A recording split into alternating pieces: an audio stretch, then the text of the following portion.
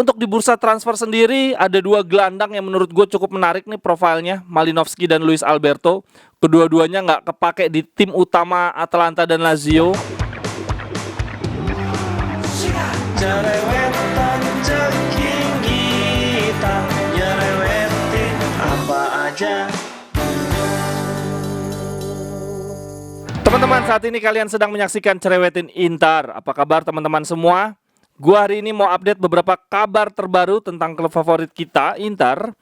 Beberapa media di Italia semakin kuat memberitakan bahwa Thuram akan bergabung di bulan Januari ini. Gue sangat berharap semoga nggak terjadi kasus seperti Dybala dan Bremer ya.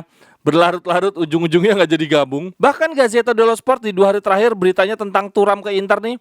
2 hari yang lalu mereka bikin artikel Inter sudah memiliki Thuram di daftar teratas transfer masuk.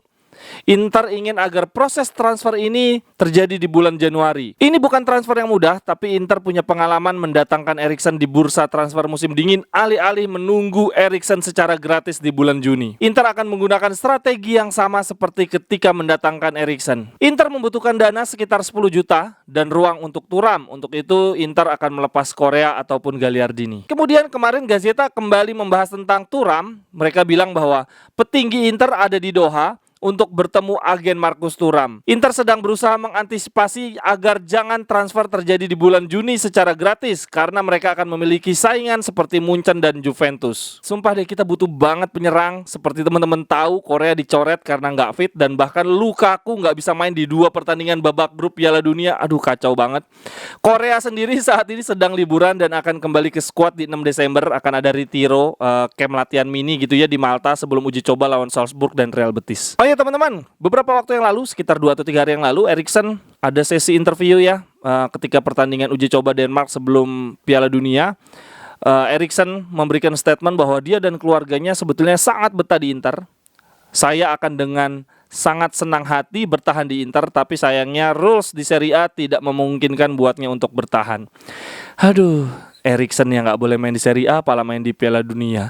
Italia nggak bisa main di Piala Dunia dan kemarin uji coba malah kalah 0-2 dari Austria. Ada aja.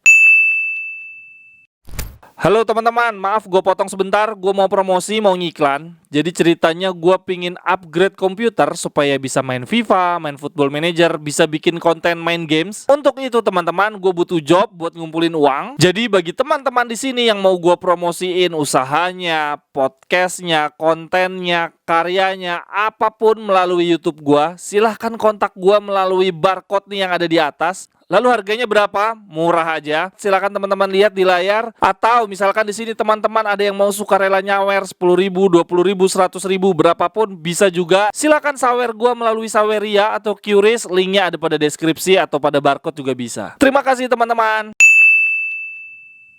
Oke, balik lagi ke berita bursa transfer. Gagliardini, Lord kita bersama, menyatakan dia nggak mau dijual di bulan Januari ini. Dia lebih memilih pergi secara gratis di bulan Juni agar lebih mudah dalam memilih klub. Inter saat ini sangat butuh menjual Gagliardini dan Korea. Bukan hanya untuk dana ya, tapi untuk memberikan ruang karena udah padat banget skuadnya. Dengan asumsi salah satu antara Gagliardini dan Korea bisa dilepas, berarti sudah cukup ada satu ruang untuk Thuram. Tapi kalau dua-duanya Gagliardini dan Korea dilepas, wah berarti kita bagus banget tuh. Kita artinya bisa beli penyerang Thuram dan bisa beli satu gelandang tengah. Untuk di bursa transfer sendiri ada 2 gelandang yang menurut gue cukup menarik nih profilnya, Malinowski dan Luis Alberto. Kedua-duanya nggak kepake di tim utama Atalanta dan Lazio. Luis Alberto bahkan dipush untuk Sarri supaya segera cabut ya, karena Sarri ingin membeli gelandang yang lebih cocok dengan karakteristik Sarri ball. Saat ini Sevilla sangat berminat untuk meminang Luis Alberto, sementara Malinowski diminati oleh Olympique Marseille dan Tottenham Hotspur. Wah, kalau bisa beli Luis Alberto, wah cakep banget sisi nyerang kita sih. Luis Alberto bisa ngisi tempatnya Çalhanoğlu dan bisa ngisi posisinya si Korea juga ya. Jadi second striker Luis Alberto juga bagus banget. Lalu ada berita dari pemain favorit kita bersama, pahlawan kita musim lalu, Radu. Dia kan sedang dipinjamkan ke Cremonese. Di Cremonese mainnya cukup bagus di awal musim tapi kemudian cedera parah. Apesnya yang gantiin dia mainnya jauh lebih bagus dibandingkan Radu. Jadi agen Radu sekarang sedang mencari klub lain supaya Radu bisa mendapatkan kontinuitas, bisa bermain rutin. Untuk dari bursa transfer, rasanya sudah tidak ada berita lagi teman-teman. Dari media-media Italia yang gue baca masih terkait Thuram saja.